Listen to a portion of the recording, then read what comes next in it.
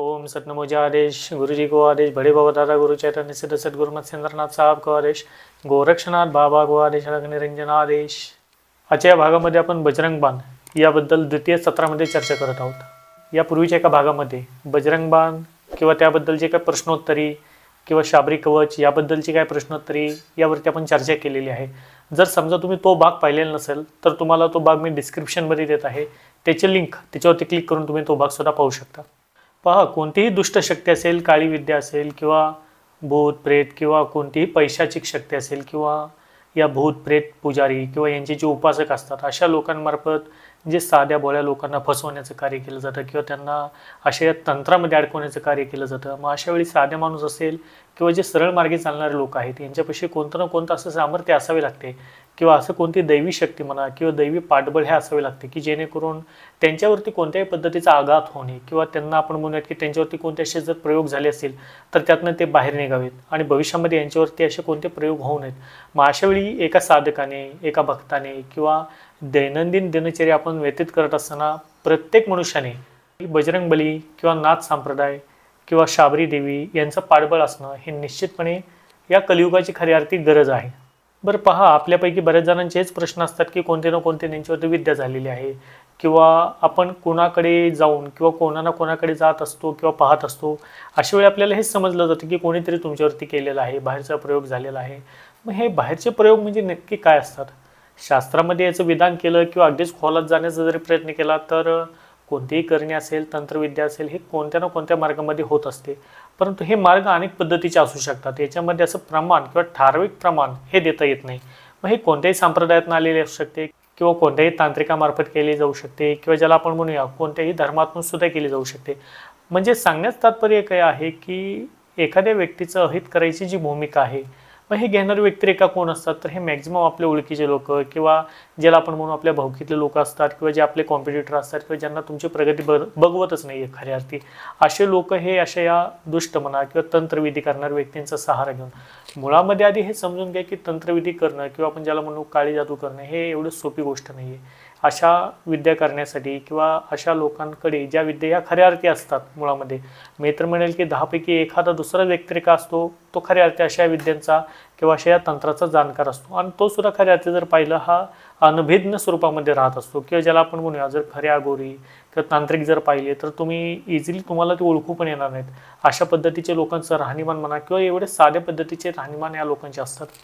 सांगण्यात तात्पर्य जे आहे की 10 पैकी 9 लोक हे भोंदगिरी करणारे असतात की ज्यांना मुळामध्ये याचं काही घेणं देणं नाही आहे किंवा ज्याला आपण म्हणू की खऱ्या अर्थी त्यांना त्या वास्तव्याची जाणीव नाही की तंत्रविद्या ही किती जटिल आहे किंवा ते शास्त्र हे खऱ्या अर्थी कशा पद्धतीने करतात।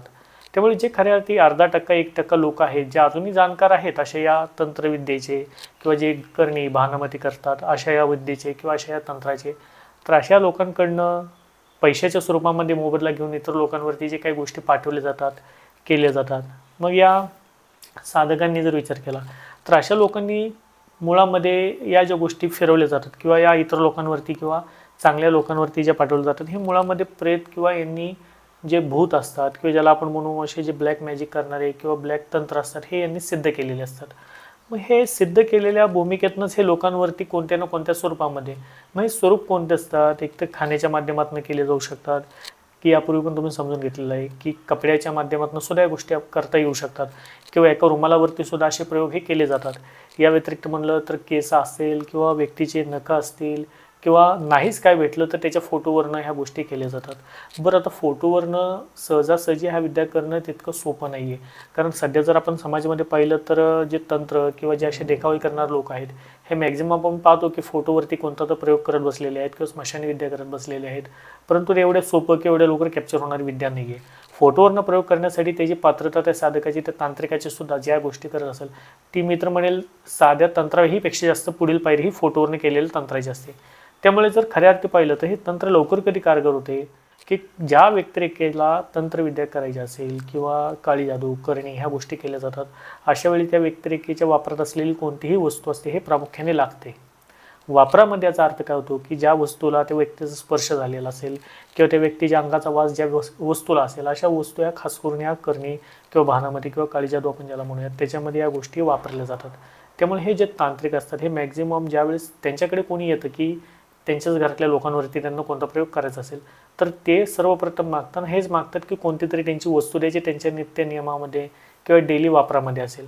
त्यामुळे आपण खबरदारी कोणती घेतली पाहिजे की आपल्या ज्या वापरण्यातल्या वस्तू असतात, मग ज्याच्यामध्ये कपडे असतील, इव्हन तुमच्या घरामधली कोणतीही वस्तू ज्याच्यामध्ये तुमच्या वापरण्यामध्ये आहे, दैनंदिन दिनचर्यामध्ये या वस्तू सहजासहजी घाण होता कामा नये किंवा ज्याला आपण म्हणूयात की त्या हरवल्या नाहीत पाहिजे. अचानकपणे तुम्ही वापरत असलेली तुमची कोणती वस्तू असेल किंवा तुमचा कपडा असेल किंवा रुमाल असेल किंवा इतर कोणतीही गोष्ट असेल, ही जर अचानकपणे गायब होत असेल आणि जर पर्टिक्युलर एखादा व्यक्ती घरामध्ये आल्याच्या नंतर जो तुमच्या ओळखीतला असेल त्यावेळेस ती वस्तू गायब होत असेल तर निश्चितपणे समजून जा की काहीतरी कुठेतरी ह्या लोकांची दुष्ट क्रिया करण्यासाठी केलेली ही पहिली पायरी आहे. आणि यापूर्वी पण मी म्हटलेलं आहे की तंत्रक्रिया करणारे लोक असतात किंवा जे तुमचं हित पाहणारे लोक असतात हे दुसरे कोणी नसून तुमच्याच जवळचे लोक असतात किंवा ज्या लोकांची तुमच्याबरोबर उडबत आहे अशा लोकांमार्फत केले जाणारे हे प्रयोग असतात. मग हे लोक कोण असतात? हे लोक म्हणजे आपल्या भावकीतले असू शकतात, आपल्या मित्रवर्गातले असू शकतात. जो तुमचा दुश्मन आहे, जो खरा तुमचा एनिमी आहे, हा तर तुमच्या घरामध्ये येऊ शकत नाही. मग अशा वेळी एका व्यक्तीचा मध्यस्थी पकडून त्याचा सहारा घेऊन हे तुमच्यापर्यंत पोहोचण्याचा लोकांचा प्रयत्न असतो. त्यामुळे यापूर्वी मी तुम्हाला म्हटलं आहे आणि आजही ते म्हणत आहे की तुमच्या घरामध्ये इझिली असं बाहेरच्या लोकांना तुम्ही प्रवेश खऱ्या अर्थी दिलाच नाही पाहिजे. मग याच्यातनं आम्ही करू काय शकतो?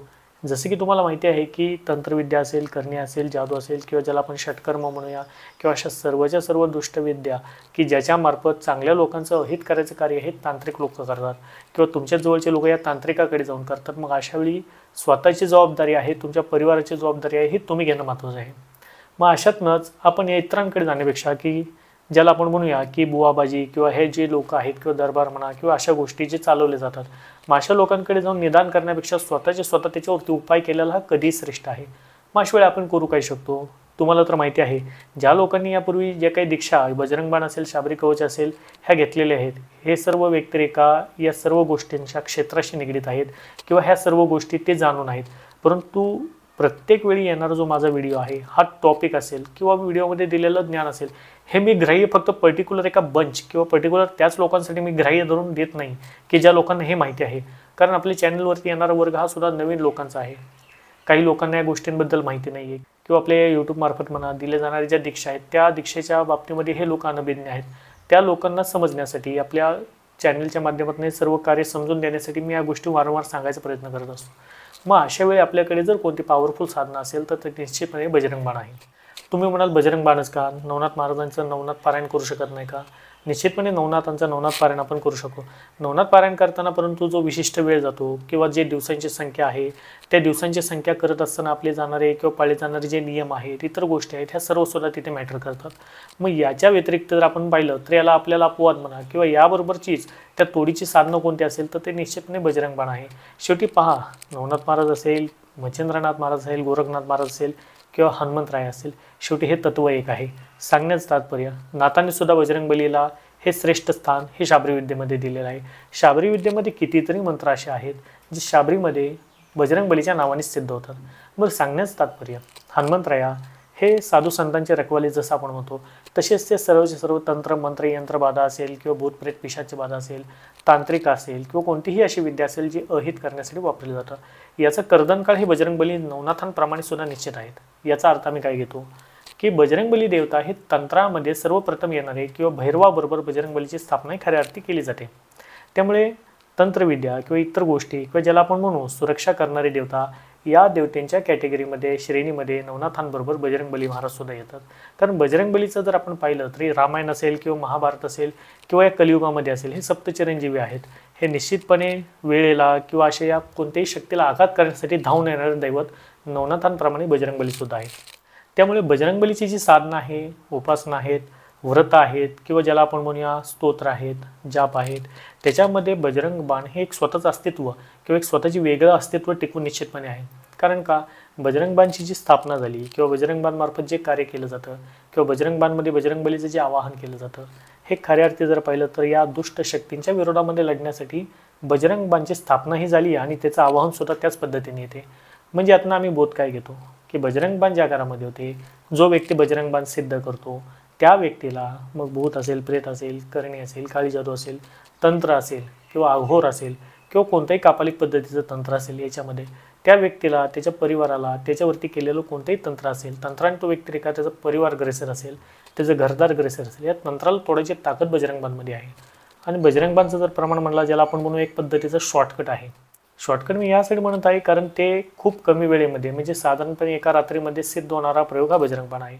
हे निश्चितपणे त्या साधकाला त्या भक्ताला अनुभवायला मिळते. ज्या वेळेस बजरंग बाण त्या घरामध्ये होते, मग त्या घराचे दोष असतील, त्या जागेतले दोष असतील, किंवा आपण पाहतो एखाद्या घरामध्ये अमुक पित्र असतात, त्यांचे पिढ्यानपिढ्या पित्र चालत आलेले असतात, ते त्यांच्या घरामध्ये त्यांचं वास्तव्य असतं, ते घरातनं जात नाहीत. त्या पित्रांना गती प्राप्त करून द्यायचं, त्या पित्रांना घरातनं बाहेर घालवायचं कार्य स्वतः बजरंग बाण करते. याच्या पुढे जाऊन म्हणला तर तुमच्या घरामध्ये वास्तुदोष असेल किंवा इतर कोणती घटना ज्याला अघटित घटना म्हणूयात, की एखादा व्यक्ती आत्महत्या म्हणा किंवा इतर गोष्टीमध्ये गेलेला असेल, अशा लोक जे प्रेत योनीला प्राप्त होतात या लोकांना घरामध्ये जे स्थान निर्माण झालेले असते ज्यामुळे तुम्हाला प्रॉब्लेम येतो, जे होऊन गेलेले पित्र असतात, तर त्यांना घरातनं घालवण्याचं कार्य सुद्धा हे बजरंग बाण मार्फत केले जाते. म्हणजे सांगण्यात तात्पर्य की तुम्हाला तुमच्या परिवाराला ह्या दुष्ट या संहारक शक्ती ह्या तंत्रविद्येपासून वाचवण्याचं कार्य हे बजरंग बाण करते. ह्या बजरंग बाणची जर किमया पाहिलं या रात्रीमध्ये किंवा दिवसामध्ये जे बजरंग बाण सिद्ध होतात, निश्चितपणे अशा घरामध्ये त्या साधकाकडे बजरंग बलीची फेरीही हटकून होते. याचा अर्थ आम्ही काय घेतो, बजरंग बलीचं आवाहन बजरंग बाणमध्ये त्यासाठीच केलेलं आहे की तुमच्यावरती तुमच्या घरावरती कोणत्या पद्धतीचं तंत्र झालं असेल किंवा कोणत्या पद्धतीची मारण क्रिया झाली असेल ज्याच्यामधनं शत्रूचा उद्देश हा तुम्हाला उद्ध्वस्त करण्याचा असेल, तर शत्रूचा जो उद्देश आहे त्यांनी केलेली जी क्रिया आहे त्याला तोडून टाकायचं कार्य हे बजरंग बाण करते. आणि बजरंग बाण करणं हे खऱ्या अर्थी खूप महत्त्वाचं आहे. भलेही तुम्ही फर्स्ट टाईम करणार असाल किंवा तुम्ही साधक असाल, साधना आणि साधक यांची पायरी ज्या त्या श्रेणीप्रमाणे किंवा ज्या त्या कॅटेगरीप्रमाणे तेवढी सिक्युअर असणं सुद्धा तितकंच महत्त्वाचं आहे. आपल्याला शास्त्रामध्ये हे पण विधान सापडते की आपण करत असलेलं जपसुद्धा चोरायचं प्रमाण किंवा चोरण्याचं कार्य हे इंद्रदेवता करतात. म्हणजे जो जप आपण करतो हे सुद्धा इंद्रदेवतेमार्फत चोरला जातो. याचं सुद्धा उदाहरण आपल्याला शास्त्रामध्ये पाहायला मिळते.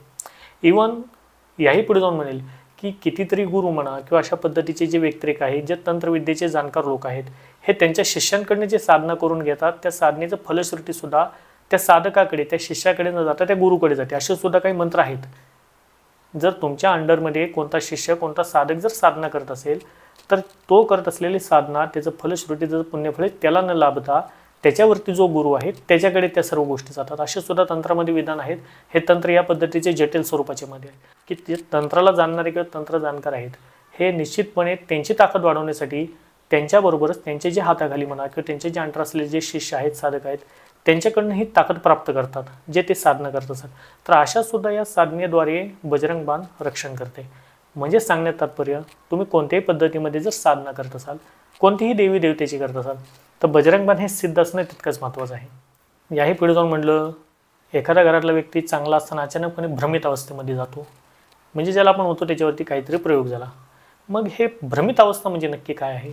मुळामध्ये ज्या वेळेस एखाद्या व्यक्तीवरती बाहेरचा प्रयोग होतो तो व्यक्ती त्याला त्याच्या घरातल्या लोकांना हा त्रास द्यायला जर सुरुवात करत असेल, त्याच्या घरामध्ये धन टिकत नसेल, कुटुंबामध्ये आर्थिक असेल किंवा एकोपा हा राहत नसेल, तो जो प्रयत्न करत आहे त्याला यश मिळत नसेल किंवा ज्या ठिकाणी त्याला जायचं आहे तिथे न जाता तो दुसरीकडेच पोहोचत असेल, ज्याला आपण म्हणू की दिशा बोलू नये, या गोष्टी जर होत असतील, याही पुढे जाऊन म्हटलं तर त्याच्या आईवडिलाबरोबर त्याचं पटत नसेल, प्रॉपर्टीमध्ये इस्टेट जायदाद याच्यामध्ये जर वादावाद होत असेल किंवा ज्याला आपण म्हणू जी पैतृक संपत्ती वडिलांकडनं एखाद्या व्यक्तीचा व्यवसाय असेल किंवा वडिलांमार्फत उगवलं जाणारं कोणतंही रान असेल, शेत असेल किंवा त्यांच्या वडिलांकडनं पूर्वजांकडनं आलेला बिझनेस हा जर ठप्प होण्याच्या मार्गावर असेल, मुलाबाळांकडनं त्रास होत असेल, शत्रू त्याला दमन करत असेल किंवा ज्याला म्हणून शत्रूंकडनं वारंवार कोणकोणत्या कुरघोड्या कोणत्या स्वरूपामध्ये जर होत असतील, मग राजकीय असेल, सामाजिक असेल किंवा पारिवारिक असेल, पती पत्नीमध्ये क्लॅशेस होत असतील, शत्रूची भय किंवा गुप्त शत्रू वाजन शत्रूची भय लागत असेल,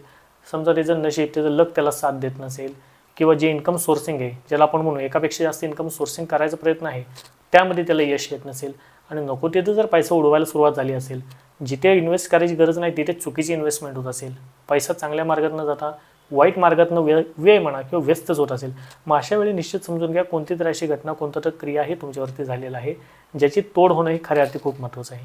आणि हे तोड होण्यासाठीच हे क्रिया कोणी केली असेल, कधी केली असेल आणि कोठे केली असेल याच्यामध्ये न पडता जर या गोष्टी तुम्ही फेस करत असाल तर निश्चितपणे यकीन म्हणा तुमच्यावरती कोणता ना कोणता तंत्रप्रयोग हा झालेला आहे. हा कोणी केला असेल, जवळचे केला असेल की शत्रूने, ते हनुमंतरायाला नाथांना माहिती. परंतु यातून जर बाहेर पडायचं असेल तर अशा लोकांनी निश्चितपणे बजरंग बाण करणे हे तितकंच महत्त्वाचं आहे. निश्चितपणे बजरंग बाण याचा फरक त्या साधकाला ही साधना पूर्ण केल्याच्या नंतर येते. आणि जसे की तुम्हाला माहिती आहे की यापूर्वी पण म्हटलेलं आहे की बजरंग बाण करणं म्हणजे पोते आणणं आणि वाचणं हे नाही आहे. बजरंग बाण करण्याचा एक प्रयोग आहे. मुळामध्ये बजरंग बाण हा अमोघ दिव्य प्रयोग आहे. याच्यामध्ये बजरंग बाणमध्ये कोणत्या वस्तू असतात किंवा बजरंग बाणमध्ये लागणारी जी काही सामुग्री आहे, गुप्त विधान आहेत, संकल्प आहेत, ह्या सर्व गोष्टी आधी शिकाव्या लागतात. पूर्णपणे त्याचा सविस्तर विधी, बजरंग बाणचा संकल्प, त्याचे विधान किंवा बजरंग बाणमध्ये कोणते गुप्त रहस्य आहेत, त्याचं पठण कसं आहे, ओरिजिनल बजरंग बाण करताना काय करायचं आहे, या सर्व गोष्टी आधी शिकून घ्याव्या लागतात. ही शिकवणीची जी दीक्षा आहे ती आता येणाऱ्या 11 मे या दिवशी म्हणजे शनिवारी होत आहे. तर जर समजा तुम्हाला या दीक्षेमध्ये सहभागी व्हायचं असेल तर या येणाऱ्या 11 मेला तुम्ही तुमचं नाव ह्या बजरंग बाणच्या दीक्षेमध्ये अवश्यपणे नोंदवू शकता. ही दीक्षा म्हणजे ऑनलाईन आहे, जी की झूम या ॲपद्वारे होत असते. तर या दीक्षेमध्ये तुम्हाला बजरंग बाण हा सिद्ध प्रयोग कसा करतात हे आधी शिकवले जाते.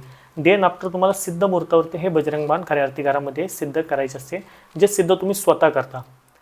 त्यामुळे हा जो सिद्ध विद्या आहे तो आधी समजून घेणं, देन आफ्टर ते सिद्ध करणं आणि सिद्ध केल्याच्या नंतर जी काही प्रचिती येते, जशी की आजपर्यंतच्या साधकांना अनेक वेगवेगळ्या पद्धतीने दृष्टांत म्हणा किंवा बजरंग बाण नंतर झालेली प्रचिती म्हणा हे आलेली आहेच आहे. ते निश्चितपणे त्या साधकाला, त्या भक्ताला येते.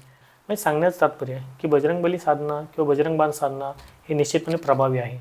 आणि ही साधना करणारा साधक हा निश्चितपणे बजरंगबलीच्या आणि नाथांच्या कृपेने त्याच्यावरचं, त्याच्या घरावरचं संकट जे तंत्ररूपाने कुणी करून ठेवलं असेल त्याला तोडायला समर्थ होतो. त्यामुळे प्रयत्न करा की बजरंग बाणसारख्या या दीक्षेमध्ये सहभाग नोंदवण्याचा. त्यामुळे आजच्या भागामध्ये बजरंग बाण याबद्दल इतरही काही गोष्टी बोलण्यासारख्या आहेत, परंतु वेळेची किंवा मर्यादा असल्यामुळे ह्या गोष्टी मोठा एपिसोड होणे या अनुषंगाने हे थोडक्यामध्ये आटोपतं घेतलेलं आहे. येणाऱ्या भागामध्ये आणखीन काही असे काही प्रश्न असतील की जेणेकरून बजरंग बाण किंवा शाबरी कवच याबद्दल असतील तर ते सुद्धा आपण सांगण्याचा किंवा घेण्याचा प्रयत्न करूया. आणि त्याच अनुषंगाने हे पण माहिती देऊ इच्छितो की जी आपण नवीन मालिका किंवा सिरीज सुरू केलेली आहे, जे नवनाथ महाराजांच्या पारायणाच्या संदर्भात असेल किंवा नवनाथ भक्तिसार ज्यातले अध्याय असेल, त्या ओवी असेल, त्या ओवींची माहिती देणारी किंवा आपल्या या हिंदू धर्माविषयी ज्ञान म्हणा किंवा दैनंदिन दिनचर्या व्यतीत करत असताना जे धार्मिक ज्ञान आहे ते देण्याचा प्रयत्न आम्ही नवनाथ महाराजांच्या नवनाथ भक्तिसार यावरती जी सिरीज केली आहे, जी दररोज सकाळी 8 वाजता येत असते, ती निश्चित पाहण्याचा प्रयत्न करा. निश्चितपणे याचा लाभ हा तुम्हाला दैनंदिन दिनचर्येमध्ये तुमच्या संसारामध्ये हा होणार आहे. आणि नवनाथ धर्म, नवनाथ पंथ हे अधिक तीव्रतेने सहजगत्या समजण्यासाठी आपल्यालाच फायदा होणार आहे. भेटूया अशा नवीन भागामध्ये नवीन माहितीचा. तोपर्यंत सर्वांना सतनमोजी आदेश, गुरुजी को आदेश, अलख निरंजन आदेश.